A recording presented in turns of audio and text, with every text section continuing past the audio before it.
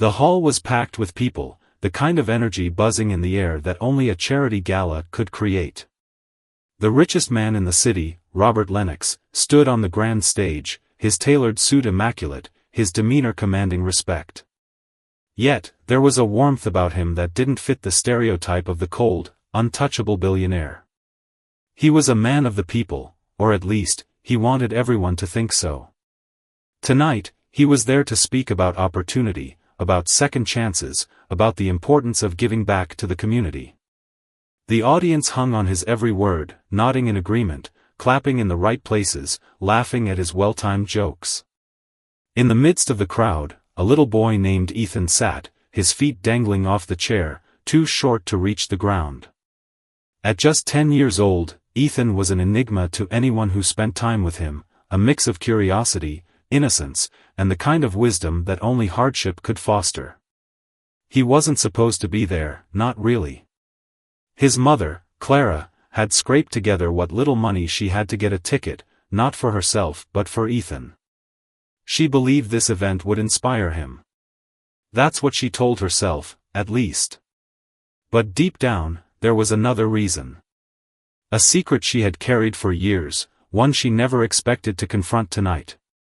Ethan didn't care about the glitz or glamour of the event. The chandeliers, the well-dressed people sipping champagne, the polished silverware, it all blurred together in his mind. What mattered was the man on stage. Robert Lennox. Ethan had seen his face before.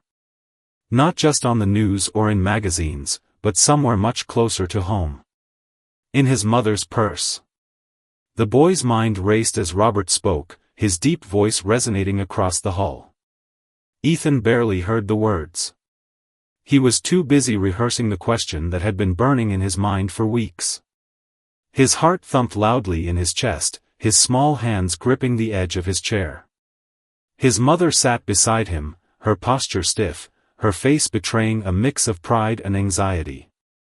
She hadn't wanted to tell Ethan the truth about why Robert Lennox's picture was in her purse, but children have a way of digging until they find answers. And Ethan was no exception. When the Q&A session began, Ethan knew this was his moment. Adults raised their hands, asking predictable questions about business strategy, philanthropy, and success. Robert answered each one with practiced ease, his smile never faltering. Ethan felt a knot of doubt in his stomach. What if they didn't let him ask? What if his question was too strange? What if Robert ignored him? But the knot in his stomach was no match for his determination. Ethan shot his hand up, his small arm trembling slightly as he waved it back and forth. At first, no one noticed. He was just a kid, after all. But then, Robert's gaze swept across the room and landed on him. The billionaire raised an eyebrow, a hint of curiosity flickering in his otherwise composed expression. "You, young man," Robert said, pointing toward Ethan. "Do you have a question for me?" The room fell silent. Clara's heart stopped. Ethan stood, his legs shaking, but his resolve unbroken. He cleared his throat, his voice cutting through the stillness. "Yes, sir," he began, his tone steadier than anyone expected. "My mom has a picture of you in her purse." "Why?" The words hung in the air, heavy and electric. Gasps rippled through the audience. Heads turned, eyes wide with shock and curiosity. Clara's face turned pale, her hands gripping her lap so tightly her knuckles turned white.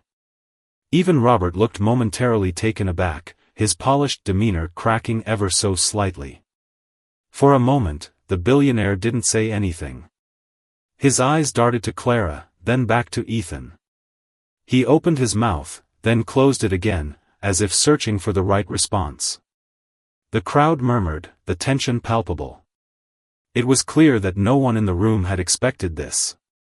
"Why does your mom have a picture of me in her purse?" Robert repeated, his voice softer now, almost as if he were speaking to himself. He seemed to be thinking deeply, his brow furrowing.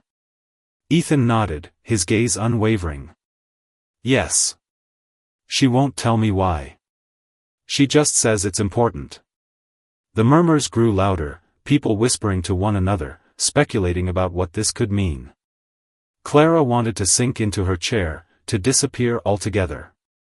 She hadn't planned for this, hadn't prepared for the moment when her past would collide with her present in such a public and unexpected way. Robert held up a hand, silencing the room. His eyes softened as he looked at Ethan, then Clara. "That's a very good question," he said, his voice calm but carrying a weight that made everyone listen. "And it's one that deserves an honest answer. But I think it's a conversation we should have privately." The crowd let out a collective sigh of disappointment, but no one dared to protest.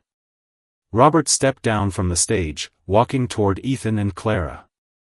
The room parted for him like the Red Sea, every eye fixed on the unfolding scene. When he reached them, he crouched down to Ethan's level, his face kind but serious. "Would you and your mom join me for a little chat after this?" he asked. Ethan looked to his mother, who hesitated before nodding. "Okay," the boy said, his voice barely above a whisper. "Good," Robert said, standing and addressing the crowd. "Thank you all for being here tonight. I'll see you at the reception." With that, he walked away, leaving a room full of stunned spectators and a little boy who had just shattered the polished surface of a billionaire's carefully constructed world. Clara had never felt so exposed in her entire life. As the event transitioned to the reception, the hum of voices and the clinking of glasses felt like a backdrop to her own pounding heart. She avoided eye contact, keeping her head low as people whispered around her. Ethan, on the other hand, seemed oblivious to the storm he had just stirred. His small hand gripped hers tightly, and he stared at her with wide, questioning eyes. "Mom," he said softly, "did I do something wrong?" Clara's heart ached at the innocence in his voice. She crouched down, brushing a strand of hair from his face, and shook her head. "No, sweetheart," she said, forcing a smile. "You didn't do anything wrong. You were just curious. And sometimes curiosity catches people off guard." Ethan nodded, but the look on his face told her he wasn't entirely convinced. Clara straightened up, glancing around nervously. She hadn't anticipated this moment, not tonight, not ever. The photograph had been a piece of her life she never intended to explain. Now, the man in that photograph was waiting to talk to her, and there was no avoiding it. A suited assistant approached them, his expression neutral but professional. "Miss Clara and young Mr. Ethan?" he asked politely. Clara nodded. "Mr. Lennox is ready to see you. If you'll follow me, please." The walk to the private room felt interminable. Clara's legs felt heavy, each step taking her closer to a confrontation with her past. Ethan, unaware of the weight of the moment, skipped beside her, still clutching her hand. The assistant opened the door to a cozy lounge, where Robert Lennox stood by a floor-to-ceiling window, looking out at the glittering city lights. He turned as they entered, his expression softening when his eyes met Ethan's. "Come in," he said warmly, gesturing to a seating area. "Make yourselves comfortable." Clara hesitated, but Ethan tugged her hand, pulling her forward. They sat on the plush sofa, and Robert took a seat across from them. For a moment, the room was silent, the weight of unspoken words hanging in the air. "I owe you both an apology," Robert began, his voice steady but sincere. "That was quite the question, young man. And I imagine it took a lot of courage to ask." Ethan nodded, his curiosity undiminished. "My mom always says to ask questions if you want answers." Robert smiled, a flicker of amusement in his eyes. "Wise words," he said, glancing at Clara. "But I'm curious, Miss Clara. Why do you have that photograph?" Clara swallowed hard, her hands twisting in her lap. She had replayed this conversation in her mind countless times over the years, but now that it was happening, she felt unprepared. She took a deep breath, her voice trembling as she began. "It was a long time ago," she said. "Before you were, who you are now. I was young, just starting out in the world. I didn't have much, a small apartment, a part-time job, and a lot of dreams. Robert leaned forward, his attention unwavering. Go on. Clara hesitated, glancing at Ethan, who was listening intently. She placed a hand on his shoulder, drawing strength from his presence. One night, there was an accident. I was walking home late, and a car came out of nowhere. I froze, I couldn't move. And then, out of the blue, someone pulled me out of the way. Robert's brow furrowed, a shadow of recognition crossing his face. Clara continued, her voice gaining steadiness. It was you, Mr. Lennox. You saved my life. The room went still. Robert's expression shifted, a mixture of surprise and realization. I remember that night, he said slowly.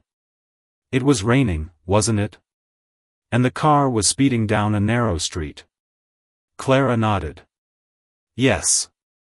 I was so shaken, I couldn't even thank you properly. But before I could say anything, you disappeared. I never saw you again. Robert leaned back, his gaze distant as he replayed the memory in his mind. I wasn't anyone back then, he said quietly. Just a struggling entrepreneur trying to make ends meet. I didn't think much of it at the time, just instinct, I suppose. Clara smiled faintly. It wasn't just instinct to me. You saved my life. And that moment, it changed everything. Ethan's eyes were wide, his gaze darting between his mother and Robert. You're like a superhero, he said, his voice filled with awe. Robert chuckled, the tension in the room easing slightly. Not quite, but I appreciate the compliment. He looked back at Clara, his expression thoughtful. You kept the photograph all these years? Clara nodded, her eyes glistening. I found a picture of you in a magazine a few years later. It was a story about your first big success. I cut it out and kept it with me. It's a reminder of that night, of what could have happened if you hadn't been there. Robert was silent for a moment, his gaze fixed on Clara. Then he turned to Ethan, a smile tugging at the corners of his mouth. Your mom is an incredible person, he said. And it seems like you've inherited her bravery. Ethan beamed, his chest puffing out with pride. Clara felt a swell of emotion, a mixture of relief and gratitude. For years, she had carried the weight of that memory alone, unsure if she would ever have the chance to express her thanks. Now, sitting across from the man who had saved her life, she felt a sense of closure she hadn't realized she needed. But Robert wasn't finished. He leaned forward, his expression earnest. I've always believed in the ripple effect, that one small action can create waves far beyond what we can see. Hearing your story, knowing that moment meant so much to you, it means a lot to me, too. Clara felt a lump in her throat, unable to speak. Robert turned to Ethan, his tone gentle. And as for you, young man, I hope you'll remember this, never underestimate the power of asking questions. Sometimes, they lead to answers that can change everything. Ethan nodded solemnly, the weight of the moment sinking in. Clara placed a hand over her son's, squeezing it gently. Thank you, she said, her voice barely above a whisper. Thank you for everything. Robert smiled, his gaze warm and genuine. It's my pleasure, he said. But if you'll allow me, I'd like to do something more. Clara looked at him, puzzled. More? Robert nodded. Your story has reminded me of something important, that success is meaningless if it doesn't help others. I'd like to set up a scholarship fund in your name, Clara. For single parents, like you, who are working hard to create better lives for their families. Clara's eyes widened, tears spilling down her cheeks. I don't know what to say, she stammered. You don't have to say anything, Robert said, his voice steady. Just know that your courage, your determination, it's inspired me. And I think it will inspire others, too. Ethan hugged his mother tightly, his small arms wrapping around her as she wept with gratitude. Robert watched them, a faint smile on his lips. For the first time in a long time, he felt something he hadn't realized he was missing: connection. As the meeting came to an end, Clara and Ethan left the room with lighter hearts, their lives forever changed. And Robert Lennox, the billionaire who had it all, found himself reflecting on the power of a single moment, and the boy who had the courage to ask a simple, life-altering question. The charity event continued as if nothing extraordinary had occurred, yet for Clara and Ethan, the night had already become unforgettable. They returned to their modest apartment in Maplewood, the glow of the city lights fading as they moved deeper into their working-class neighborhood. The events of the evening replayed in Clara's mind like a broken record, each moment vivid and alive. She had spoken to Robert Lennox, the Robert Lennox, and unburdened a secret she had carried for years. Yet, even in the quiet of their home, her mind buzzed with questions she hadn't dared to ask. Ethan, on the other hand, was buzzing with excitement. His small frame radiated energy as he bounced around the living room, his voice animated as he recounted every detail of the evening. "Mom, did you see his face when I asked the question? He was so surprised. And then he said you were brave. He called you brave." Clara smiled, though her thoughts were elsewhere. She had always tried to shield Ethan from the harsher realities of their lives. She worked long hours at the diner and picked up extra shifts cleaning offices, all to ensure he had everything he needed. Tonight had been a glimpse into a world far removed from their own, a world of wealth, influence, and power. For a moment, she allowed herself to imagine what life might be like if Ethan could grow up with opportunities she had never had. "Mom, do you think Mr. Lennox will really set up that scholarship fund?" Ethan asked, flopping onto the couch beside her. Clara looked down at her son, his eyes wide with hope. "I think he will," she said, brushing a hand over his unruly hair. "He seems like the kind of man who keeps his promises." Ethan grinned, his excitement undimmed. "Do you think I could meet him again? Maybe I could ask him more questions." Clara laughed, the sound light and genuine. "Let's not overwhelm him, okay? He's probably got a million things on his plate." Ethan nodded, though she could see his mind was already spinning with possibilities. Eventually, she tucked him into bed, listening as his breathing slowed and evened out. Only then did she allow herself to sit in the quiet of the living room, the weight of the night settling over her. The photograph in her purse felt heavier than it ever had. She pulled it out, staring at the grainy image of Robert Lennox from a decade ago. Back then, he had been a nobody, just another struggling face in the crowd. Yet, even then, he had carried himself with a quiet determination, a drive that seemed to radiate from the page. Clara wondered if he remembered more about that night than he had let on. Had he thought about her at all over the years? Did her gratitude matter to him, or was it just another anecdote in his storied life? Her thoughts were interrupted by the buzz of her phone. She frowned, surprised by the late-hour notification. Picking it up, she saw an email from an unfamiliar address. The subject line read, "A personal thank you from Robert Lennox." Her heart skipped a beat as she opened the email, the words swimming before her eyes. The message was brief but heartfelt. Robert thanked her for sharing her story and reiterated his commitment to establishing the scholarship fund. He included a note that his team would reach out in the coming weeks to finalize the details.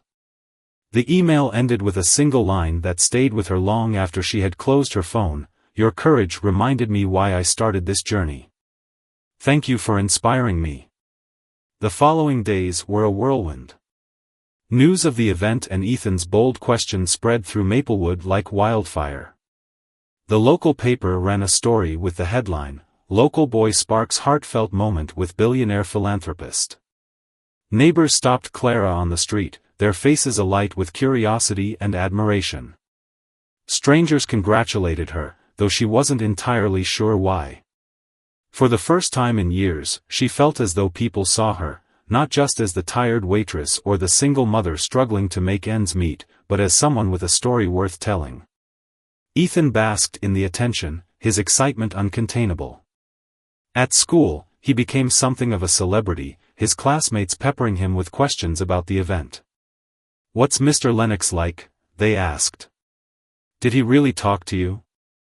Ethan answered each question with enthusiasm, his confidence growing with every retelling. But with the newfound attention came unexpected challenges. Clara began to notice how some people looked at her differently, their curiosity tinged with envy or judgment. There were whispers about her motivations, rumors that she had sought out Robert Lennox for personal gain. At the diner, a coworker joked, "Guess you're rubbing elbows with the rich and famous now.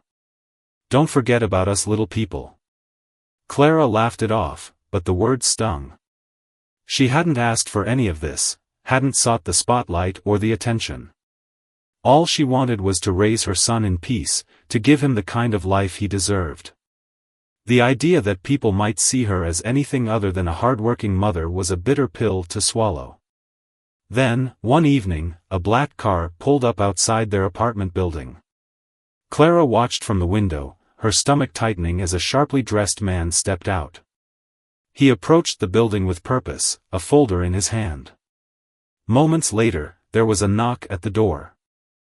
Clara opened it cautiously, her heart racing.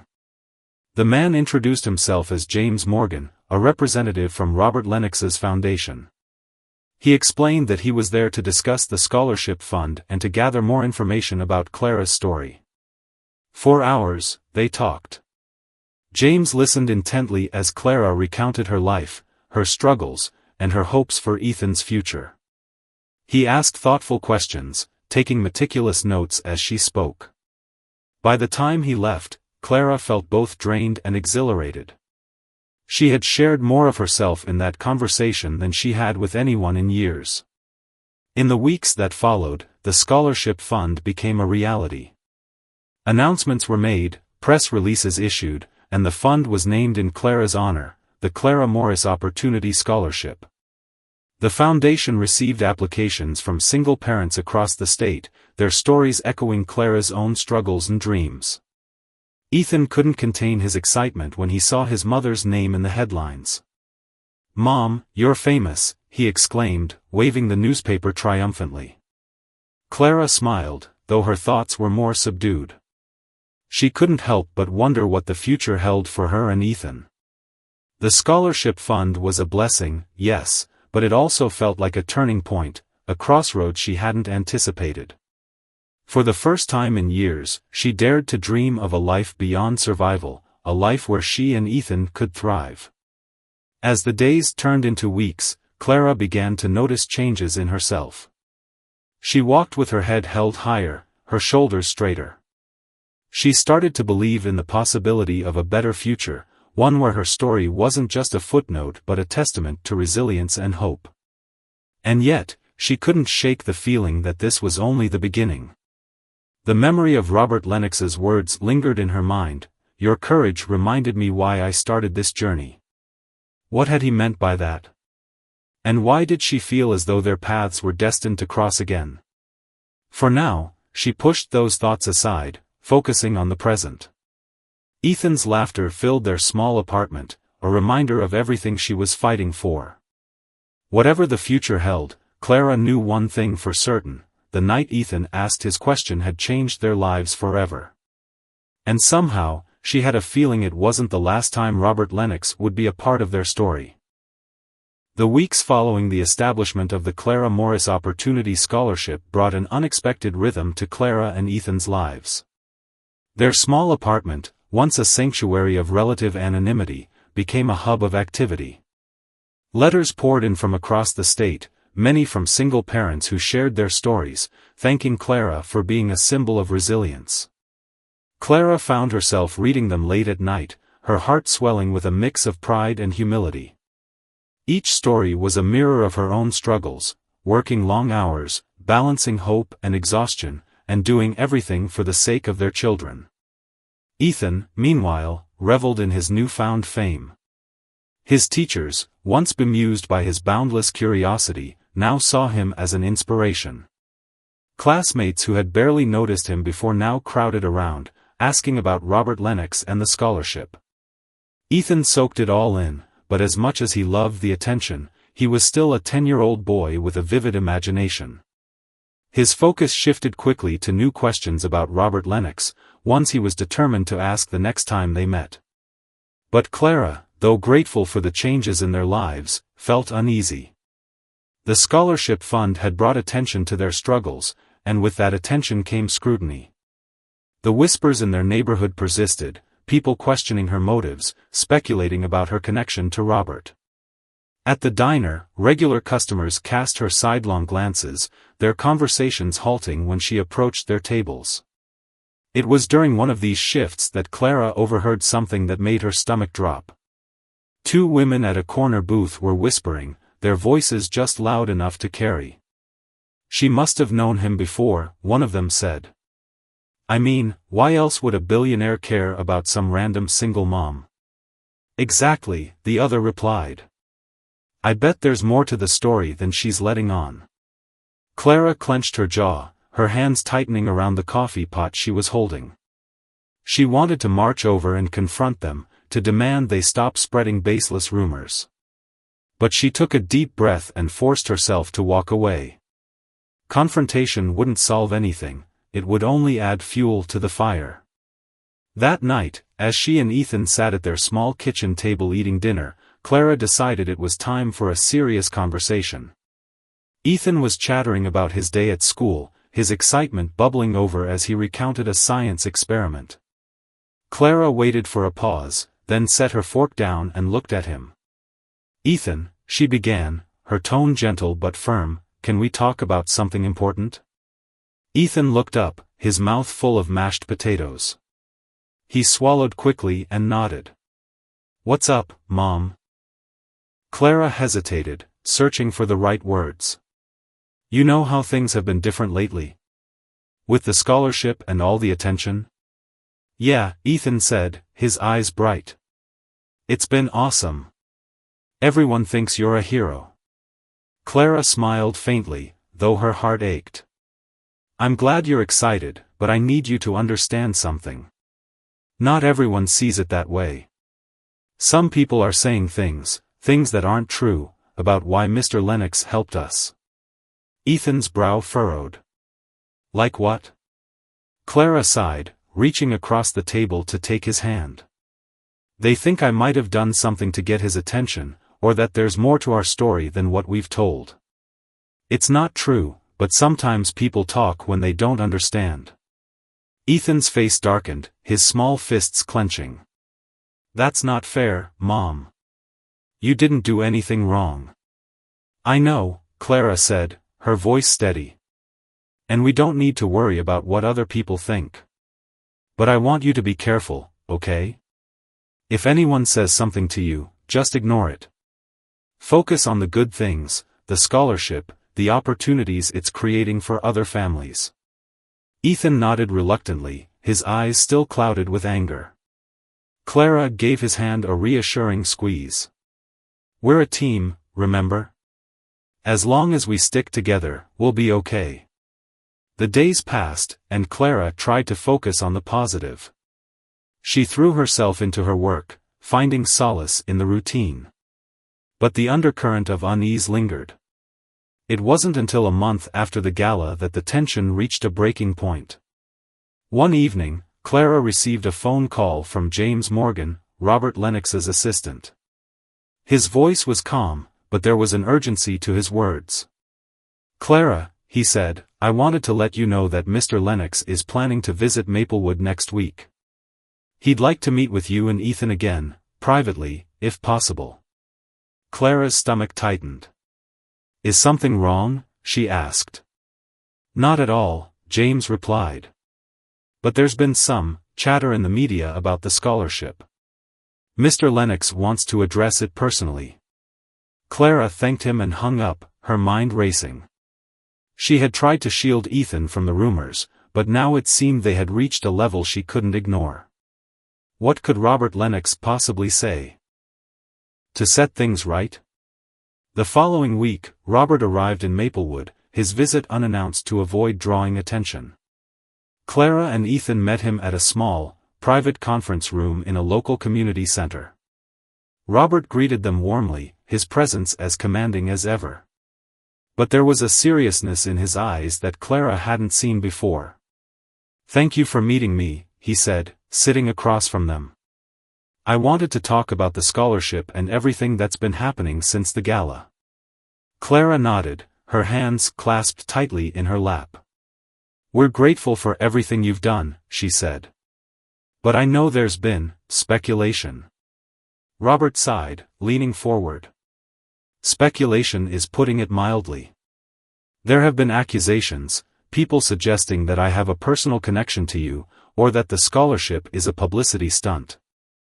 It's frustrating, but unfortunately, it's not uncommon." Clara's face flushed with embarrassment. "I'm so sorry," she said. "I never wanted to cause you any trouble." Robert waved her apology away. "This isn't your fault. If anything, it's a reflection of the world we live in, where people are quick to judge and slow to understand. But I want to make something clear, the scholarship isn't about me, and it's not about the rumors. It's about creating opportunities for people like you, who deserve a chance to thrive." Ethan, who had been silent until now, spoke up. "Why don't you just tell everyone the truth? About how you saved Mom that night?" Robert smiled, his expression softening. "I've thought about that, Ethan. But the truth is, not everyone will care. Some people will always find reasons to doubt, no matter what we say." Clara nodded, her voice steady. "So what do we do?" Robert looked at her, his gaze unwavering. "We keep going. We focus on the good we're doing and let the rest fade into the background. The scholarship is already changing lives, that's what matters." As they left the meeting, Clara felt a renewed sense of purpose. The rumors and whispers might not go away, but she wouldn't let them define her story. She had fought too hard, endured too much, to let fear or judgment hold her back. And as she looked at Ethan, his hand firmly in hers, she knew she wasn't alone. Together, they would face whatever came next, one step at a time. And in the end, they would rise above it all, stronger than ever. The rumors and whispers continued to swirl, but Clara resolved to keep her focus on the positive changes the scholarship had brought to her life and the community. Over the following months, the Clara Morris Opportunity Scholarship gained traction, funding educational opportunities for single parents and their children. Stories poured in from recipients who shared how the scholarship had opened doors they thought were permanently closed. These testimonials became Clara's refuge during difficult moments, reminders that the ripple effect of her story was far greater than the negativity surrounding it. Ethan remained an endless source of joy and resilience. His natural curiosity and optimism seemed impervious to the occasional snide remark from those who doubted the sincerity of their connection to Robert Lennox.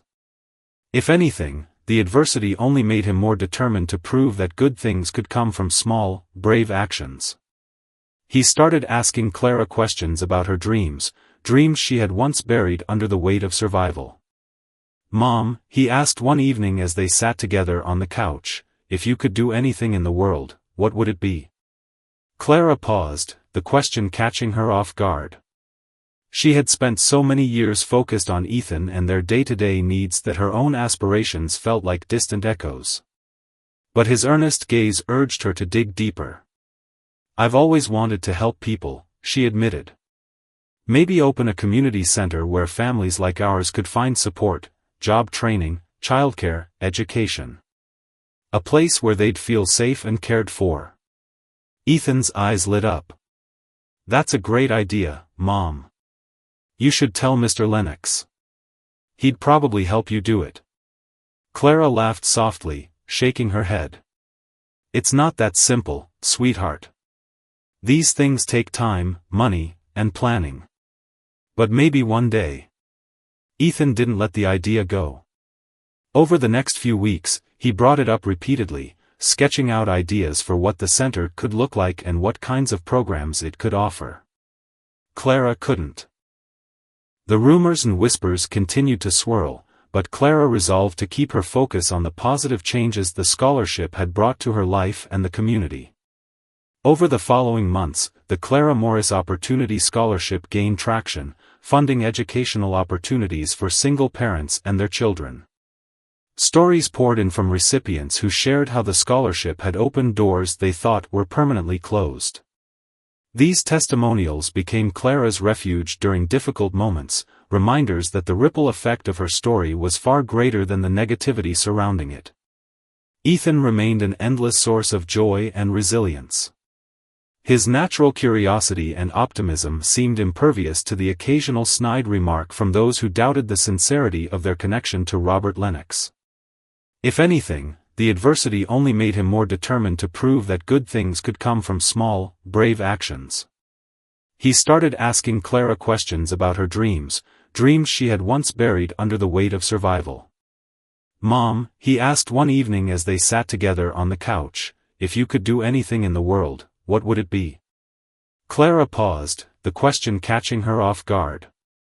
She had spent so many years focused on Ethan and their day-to-day needs that her own aspirations felt like distant echoes.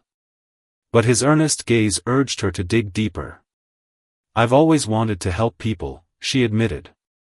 "Maybe open a community center where families like ours could find support, job training, childcare, education. A place where they'd feel safe and cared for." Ethan's eyes lit up. "That's a great idea, Mom. You should tell Mr. Lennox. He'd probably help you do it." Clara laughed softly, shaking her head. "It's not that simple, sweetheart.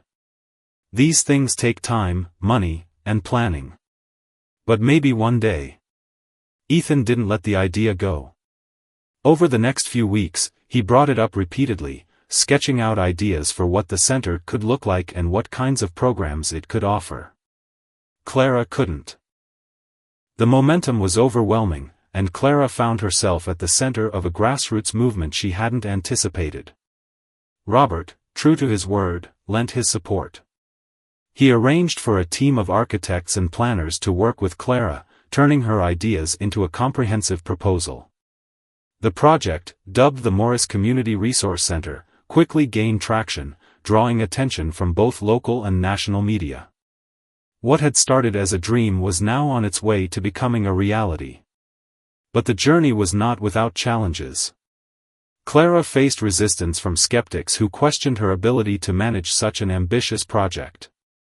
She encountered bureaucratic red tape, funding shortfalls, and moments of self-doubt. Yet, through it all, she found strength in the people around her: Ethan, who never stopped believing in her; Robert, who provided guidance and resources; and the community members who rallied behind her vision. One evening, as Clara sat at the kitchen table reviewing plans for the center, Ethan placed a drawing in front of her. It was a simple sketch of a building with a sign that read, "Morris Community Resource Center." Beneath it, he had written in large, uneven letters, "A place where everyone matters." Clara felt tears prick her eyes as she looked at her son. "It's perfect," she said, pulling him into a hug. "And that's exactly what we're going to build, a place where everyone matters."